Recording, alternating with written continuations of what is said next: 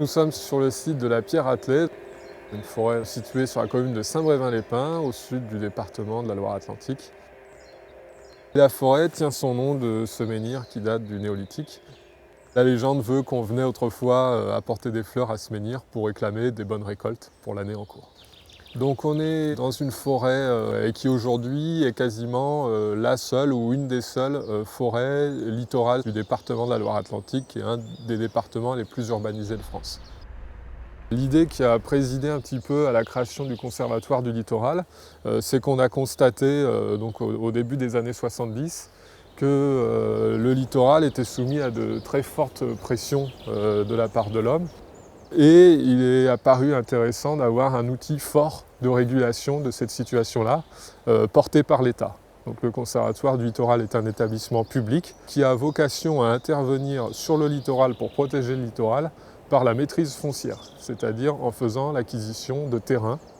Les terrains deviennent inaliénables, ils ne peuvent plus être cédés ni revendus pour protéger ces espaces de grande valeur paysagère, biologique, etc.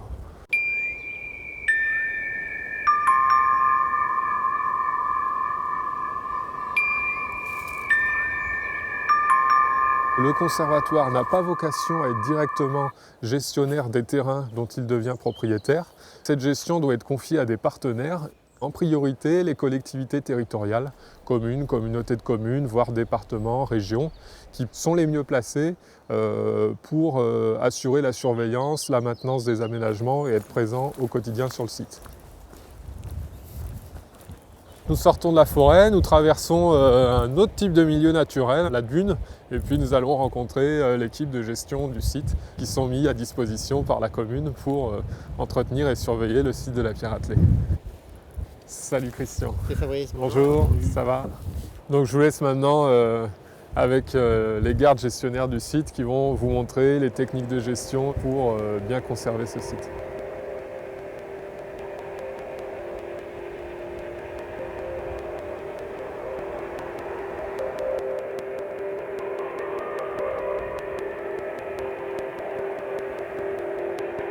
Juste avant la tempête Xynthia, la dune arrivait à peu près à ce niveau-là, en pied de plage. Donc on avait peut-être un niveau de sable un peu plus d'un mètre 50 ici, avec un profil très doux de plage qui remontait sur une dune végétalisée. Donc après la tempête, voilà le résultat, le sable est parti. Et en ce moment, la dune elle est en train de rouler sur elle-même, elle avance progressivement. Elle va se buter contre les arbres qui sont en arrière. Donc la première rangée de pins est en train de dépérir suite à l'amoncellement des sables au pied des arbres. Sur des sites comme ici, particulièrement agressés par la mer, il n'y a rien de catastrophique. Il faut juste se dire que la dune a joué son rôle et que la dune va se reformer. Et qu'il faut être patient 1 an, 2 ans, 3 ans. Et il n'y a pas d'urbanisation à proximité immédiate. La dune a suffisamment de profondeur pour protéger ses habitations. Elle reprendra sa place progressivement jusqu'à la prochaine tempête. Donc il y aura toujours une décennie peut-être où elle avancera, puis 1 année ou 2, 3 tempêtes où elle reculera. Il faut prendre après le temps de laisser la dune réagir, se reformer et l'accompagner dans sa formation. Par exemple, nous avons mis des branchages. Ces branchages sont posés simplement au sol et favorisent la fixation des sables. Et d'autre part aussi, ça sert à éviter que le public vienne trop fréquenter cette partie de dune qui est fragilisée. Et on limite ainsi le piétinement. Et de ce fait-là, on favorise les premières végétations au niveau de leur implantation.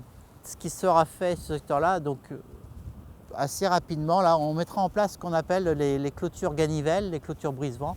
Ce sont des clôtures en latte de châtaignier qui sont fixées par des fils de fer.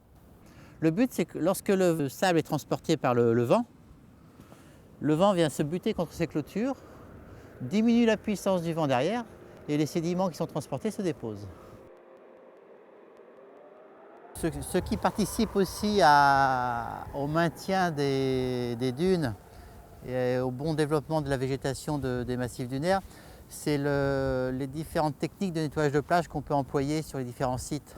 Les sites sur la commune où les populations ont tendance plutôt à se concentrer, là, le parti pris est de dire on va nettoyer un peu plus les plages. Sur les autres sites, Le parti pris est de dire on nettoie la plage, mais d'une façon un peu plus raisonnée et d'une façon manuelle. Donc la laisse de mer, c'est tout ce que la marée nous dépose à chaque haute mer, comme on peut le voir ici là. Donc les roseaux, les goémons, les bois flottés, nous amènent de temps en temps des déchets type plastique. Donc il y a une partie des agents, saison, qui est chargée de nettoyer manuellement et de ramasser ce type de déchets. Donc l'avantage de ramasser que les macrodéchets d'une façon manuelle, c'est de préserver tout ce que nous a déposé naturellement la mer pour permettre le développement d'une végétation annuelle qui est inféodée à ce type de milieu. Et cette végétation va permettre très rapidement de fixer le sable. Et les premières dunes embryonnaires vont se constituer sur ces laisses de mer. Derrière nous, on aperçoit le premier cordon dunaire. La dune la plus proche du rivage est ce qu'on appelle la dune blanche ou dune mobile. Les sables sont encore en mouvement. Ils commencent progressivement à être fixés, notamment par le biais de certaines plantes qui arrivent spontanément ou bien par le biais d'autres plantes qui vont être implantées par l'homme, comme l'Oya des dunes.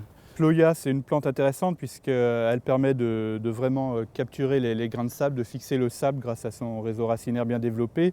Alors c'est une plante qu'on va utiliser, on va la diviser et la replanter dans les endroits les plus en érosion de la dune. Voilà, on a de l'euphorbe ici, qui lui aussi va contribuer à la fixation du sable.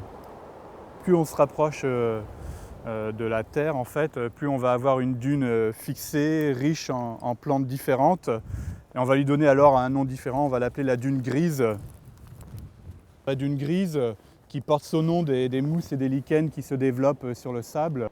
Alors bien entendu, ces dunes sont fragiles, il est donc interdit de se promener sur ces dunes. Cela provoquerait le déchaussement des racines et la remise en mouvement des sables. On vous remercie de respecter les consignes et ces interdictions. Alors ici, on est sur la dune la plus éloignée de la mer, qui est une dune boisée, qui a été boisée avec des pins maritimes. Aujourd'hui, ces pins sont à maturité et nous avons en fait quasiment l'image définitive de la dune boisée avec des pins maritimes et un sous-bois de chêne vert. On accueille souvent des groupes, des enfants des écoles locales et ça leur permet de mieux s'approprier l'endroit où ils vivent et de se rendre compte que la nature est fragile, qu'il faut la protéger.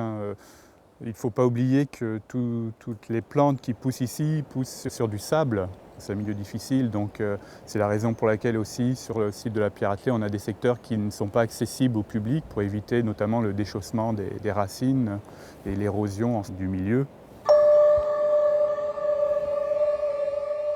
Donc une des préoccupations récentes et une des questions qui est une question non seulement de gestion des sites mais une question de société à laquelle nous devons répondre est la gestion du trait de côte, c'est-à-dire la limite entre le littoral sensu stricto et le milieu marin. Par définition, le trait de côte est quelque chose de mouvant, c'est-à-dire qu'en fonction des phénomènes climatiques, en fonction des dynamiques sédimentaires qui font qu'on peut avoir ou de l'érosion ou au contraire des sédiments qui viennent s'accumuler, qui vont former des dunes comme ici, le trait de côte va évoluer. Soit on va avoir une progression vers la mer, soit au contraire la mer va progresser vers la terre.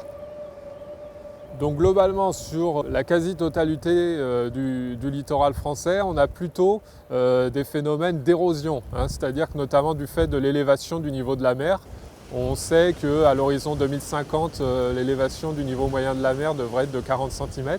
Et on remarque aussi que les aléas, c'est-à-dire les événements climatiques qui peuvent considérablement modifier le trait de côte, la tempête Cynthia en 2010, la tempête Klaus qui a touché les Landes en 2009, les tempêtes de 99 sont les événements qui bouleversent considérablement le littoral. Les aléas ont tendance à être peut-être de plus en plus violents et de plus en plus réguliers. Il revient donc au conservatoire sur les terrains où il est propriétaire d'avoir une stratégie au cas par cas, site par site, pour savoir si on laisse le trait de côte évoluer naturellement. Ça peut être le cas lorsqu'on n'a pas derrière, par exemple, d'habitation à protéger. On laisse la mer gagner sur les terrains. Dans d'autres secteurs, au contraire, on va avoir des stratégies de défense un peu plus actives, de manière à tenter de figer le trait de côte. Vous avez vu tout à l'heure avec les gardes gestionnaires du site qu'il y a toute une gestion qui est mise en œuvre pour essayer de fixer et de conserver ces dunes. Donc la conservation des milieux dunaires est une manière de protéger les habitants et les territoires de phénomènes de submersion marine. Et c'est un mode d'autant plus intéressant que c'est une manière de se protéger qui est en accord avec une préservation des espaces naturels du littoral et qui finalement est beaucoup moins coûteuse que d'avoir recours à des aménagements très lourds du type enrochement, création de digues, etc. etc.